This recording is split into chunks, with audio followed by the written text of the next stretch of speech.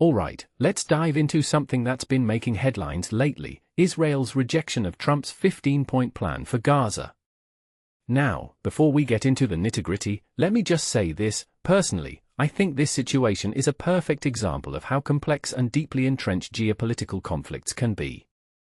It's not just about a plan or a document, it's about decades of history, competing narratives, and the immense pressure leaders face both domestically and internationally. So, let's break it down. First off, Netanyahu's outright rejection of the plan isn't exactly surprising. I mean, if you take a step back and think about it, his stance aligns perfectly with his long-standing position on Hamas and the Palestinian state. What makes this really interesting is the timing. With elections looming in October, Netanyahu is walking a tightrope between appeasing his far-right base and maintaining some level of international credibility.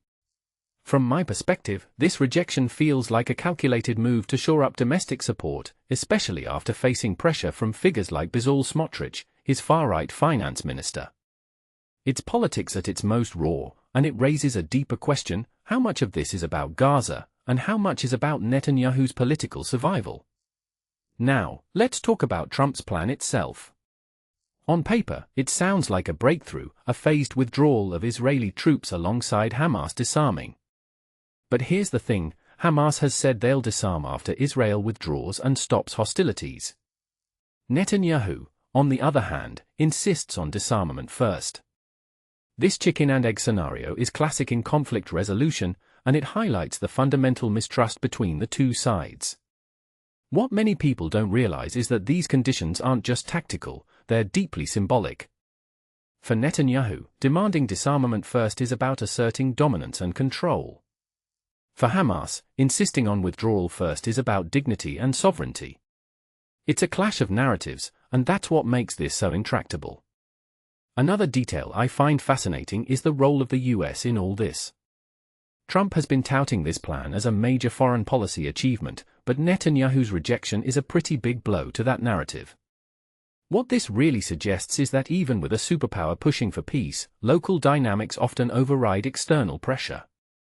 Netanyahu's comment about discussing the plan with the Americans, some points acceptable, some not, feels like a diplomatic shrug. It's a reminder that in conflicts like these, global players can only do so much. The real action happens on the ground, where trust is non-existent and every move is scrutinized. Now, let's zoom out for a second. The human cost of this stalemate is staggering. Over 73,000 people have been killed in Gaza since October 2023, and the ceasefire has been shaky at best. Both sides accuse each other of violations, and the cycle of violence continues. This isn't just a political or military issue, it's a humanitarian crisis. Personally, I think what gets lost in these high-stakes negotiations is the everyday reality of people living in Gaza. They're the ones paying the price for these political games, and that's something we can't afford to forget.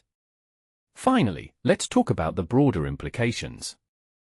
Netanyahu's rejection of the plan, and his insistence that there will be no Palestinian state under his watch, feels like a closing of doors rather than an opening. It's a stark reminder of how far apart the two sides are, not just on the specifics of a plan, but on the very idea of coexistence. This raises a deeper question: is peace even possible when one side refuses to acknowledge the other's right to exist?